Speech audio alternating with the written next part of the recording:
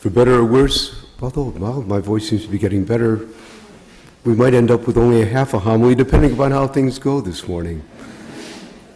There's been always one part of this gospel story that confused me, that surprised me, that in a lot of ways disappointed me. And that's the role of the chief priests and the scribes, the leaders of Jerusalem.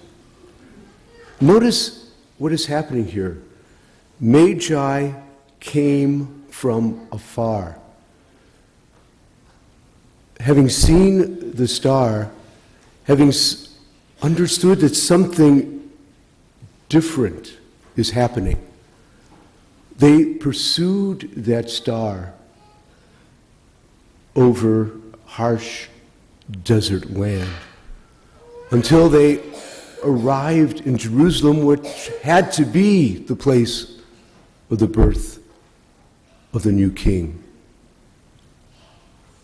And when they arrive at Herod's palace, Herod sends forth,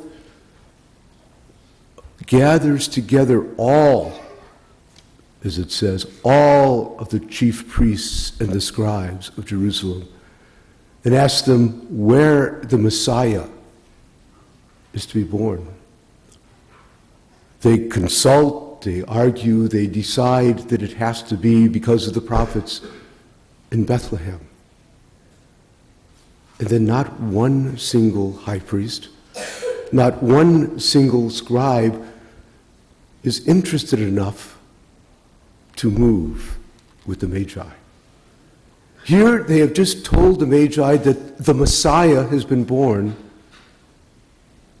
and they go about their jobs as if they never said that. Now maybe I shouldn't be so hard on them. I have yet in 8 years to get to the Arch or to a whole lot of other places in St. Louis. And so maybe I should sympathize with those high priests. But it seems to me that perhaps the answer was that they were so comfortable with the way things were.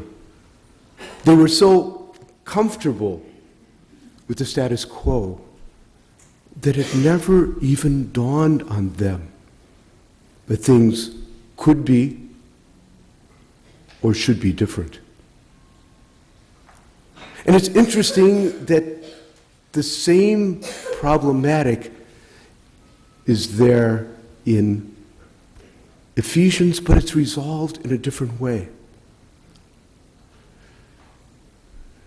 In a very nice way, the letter to Ephesians talks about the first major council of the church and the first major issue involved in the followers of Christ.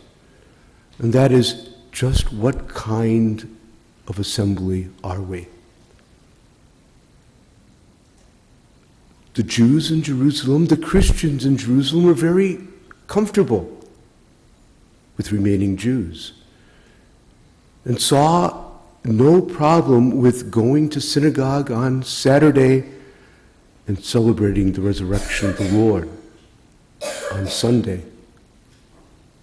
until Paul pricked their consciences and they heard and they changed. They heard that Gentiles are equal heirs to the reign of God as the Jews.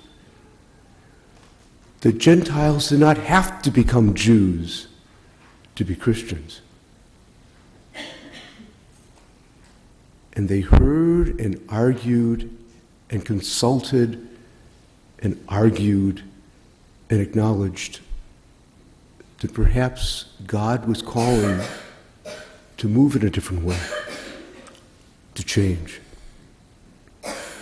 In a lot of ways, I tend to think, as we see the Feast of Epiphany as this glorious, triumphant manifestation of Christ, this feast is also a time to question ourselves. Perhaps it's the feast of change, the feast of listening.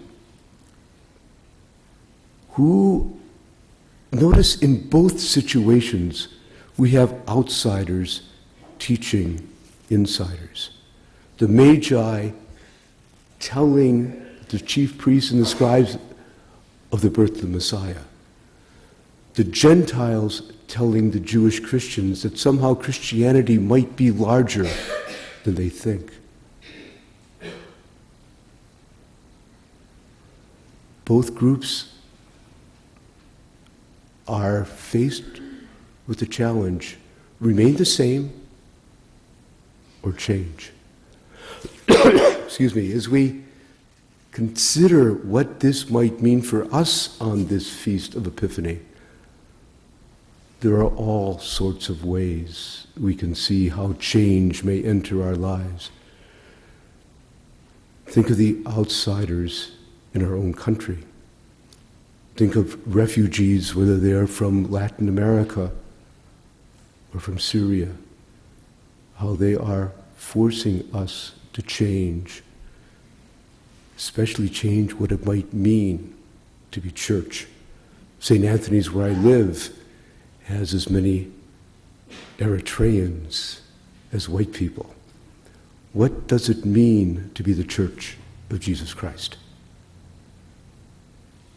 What does it mean to have a pope who is the first pope from the Western world, and even possibly more important, the first pope from the Southern Hemisphere?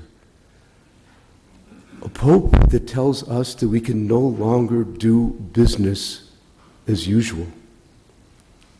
A pope who tells us that God is a God of surprises. A pope who has made life uncomfortable for his own curia, and I think is making life uncomfortable for the rest of the church, including those of us who think he's doing a pretty good job. We are going to be gored by that horn as well. The Feast of the Epiphany is a feast of change. The Feast of Epiphany is a feast that tells us that all of our ideas of God, God's love, God's church, are too small. The Feast of the Epiphany is a challenge to us, a challenge to listen to those whom we prefer not to, a time to act on that listening, and a time to change.